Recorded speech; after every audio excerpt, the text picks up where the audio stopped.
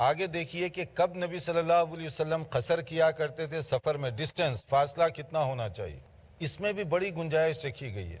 عرف عام میں جس چیز کو آپ سفر سے تشبیہ دیں، سفر سمجھیں، تو وہ سفر ہے۔ اس کے لیے پراپر مائلیج کو تقسیم کرنا یہ ایسے نہیں حدیث میں بیان کیا گیا۔ صحابہ کرام نے اپنے اپنے مشاہدات بیان کیے۔ اپنے اپنے مشاہدات کا مطلب کیا ہے؟ کسی موقع پر دیکھا گیا کہ 3 میل سے آپ نے زیادہ کا سفر کیا، ہو سکتا 5 میل، 6 میل، 8 میل، 10 میل، یعنی اس سے زیادہ کا سفر، تو اس میں آپ نے قصر کیا، تو وہ صحابی نے وہی بات نقل کر دی۔ کبھی دیکھا گیا کہ نبی کریم صلی اللہ علیہ وسلم نے 15-16 میل کا سفر کیا، اس میں قصر کیا، دوسرے صحابی نے وہ واقعہ نقل کیا۔ تو یہ جو مسافت کے بارے میں مختلف اقوال ہیں صحابہ کرام کے، یہ ایک دوسرے کو کنفلکٹ نہیں کر رہے ہیں، اپنا اپنا تجربہ بیان کیا جا رہا، اپنا اپنا مشاہدہ بیان کیا جا رہا۔ اسی لیے اس میں سب سے آسان رائے جو دی جاتی ہے وہ یہی کہ جس کو آپ سفر سمجھیں، اپنے شہر سے باہر نکل کر جس کو سفر کنسیڈر کریں، وہ سفر ہے، اور اس میں آپ قصر وغیرہ کے جو مسائل ہیں اس کو اپلائی کر سکتے ہیں۔ بعض لوگ اتنا مائلیج کے بارے میں کہ 47 ہوا کہ 46 ہوا، آدھا میل زیادہ ہوا کہ آدھا میل کم ہوا، کیونکہ اس کے بغیر گویا قصر نہیں ہو سکتی۔ آپ اپنے آپ کو تنگی اور مشکل میں ڈال رہے ہیں۔ جیسے اب دیکھیے، یہ مسلم شریف کی حدیث ہے، ان انس رضی اللہ تعالی عنہ قال، حضرت انس رضی اللہ عنہ بیان فرماتے ہیں، کان رسول اللہ صلی اللہ علیہ وسلم اذا خرج مسیرت 3 امیال اور 3 فراسخ صلی رکعتین، کہ رسول اکرم صلی اللہ علیہ وسلم اگر 3 میل یا 3 فرسخ وہاں پر جاتے تو آپ کیا کرتے؟ قصر کیا کرتے تھے۔ اگر 3 میل کو لے لیا جائے تو بہت کم ڈسٹنس بنا، اور اگر 3 فرسخ کو لے لیا جائے تو فرسخ ہوتا ہے 3 میل کا عام طور پر۔ یوں سمجھ لیجئے کہ 3 فرسخ کا مطلب کتنا ہوا؟ 9 میل۔ اس پر بھی قصر کی نماز ہو سکتی ہے۔ تو یہ وہ بعض لوگ جو 45 46 کی لازمی شرط رکھتے ہیں، دونوں معنوں کی صورت میں یہاں گنجائش نکل رہی ہے۔ فرسخ کو بھی اگر آپ لے لیں پھر بھی 10 میل کے اندر اندر کا فاصلہ وہ بنا۔ اس لیے جو لوگ یہ رائے دیتے ہیں کہ عرف عام میں جس کو آپ سفر سمجھیں، اب جیسے کوئی آدمی رہ رہا ہے سمجھیے لندن میں، کوئی رہ رہا ہے نیو یارک میں، کوئی رہ رہا ہے بمبئی میں، کوئی کراچی میں رہتا ہے، تو وہاں روزانہ ٹریولنگ تو 10 میل سے زیادہ ایک آدمی کرتا ہوگا۔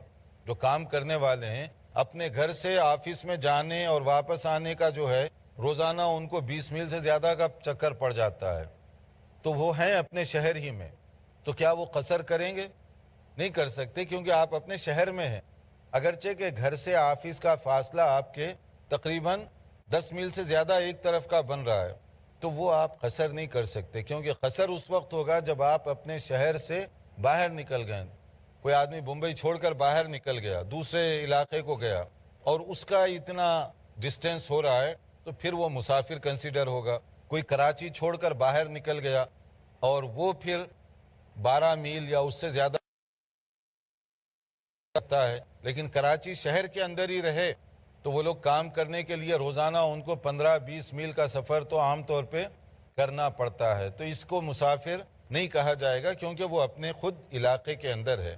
تو بعض بڑے شہروں میں اس طرح کے حالات پیدا ہو سکتے ہیں۔ تو عرف عام میں جس کو آپ مسافر سمجھیں تو آپ اس پہ سفر کے جو رولز ہیں وہ پورے اپلائی کر سکتے ہیں، قصر وغیرہ، اس کی شرعی لحاظ سے آپ کو اجازت دی گئی ہے۔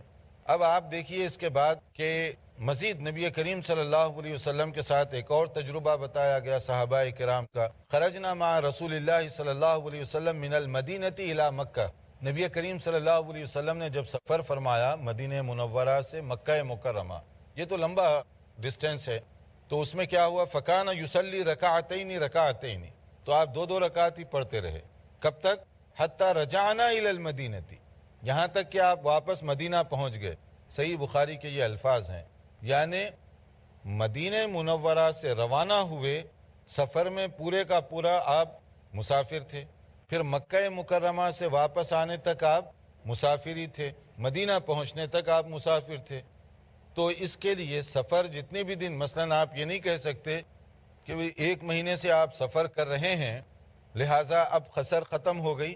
اگر مسافر ہیں آپ، ٹریولنگ کنڈیشن میں ہیں، ٹریول کر رہے ہیں، آپ کا سفر لمبا ہو رہا ہے، تو آپ جو ہے مسافر سمجھے جائیں گے، چاہے اس کے اندر سفر کی حالت میں راستہ طے کرتے کرتے ہفتہ لگ گیا، 10 دن لگ گئے، مہینہ لگ گیا، تو بھی آپ سفر ہی کر رہے ہیں نا، اپنے علاقے میں نہیں پہنچے آپ، یا کسی ایسی جگہ نہیں پہنچے جہاں جا کر آپ مستقل یا ایک لمبی مدت کے لیے قیام کرنا چاہتے ہیں، تو اس لیے وہاں پر مسافر کے جو رول ہیں وہ آپ کے اوپر بھی اپلائی ہوں گے۔ آپ کچھ شیخ 1 میل کتنے کلومیٹر ہوتا ہے؟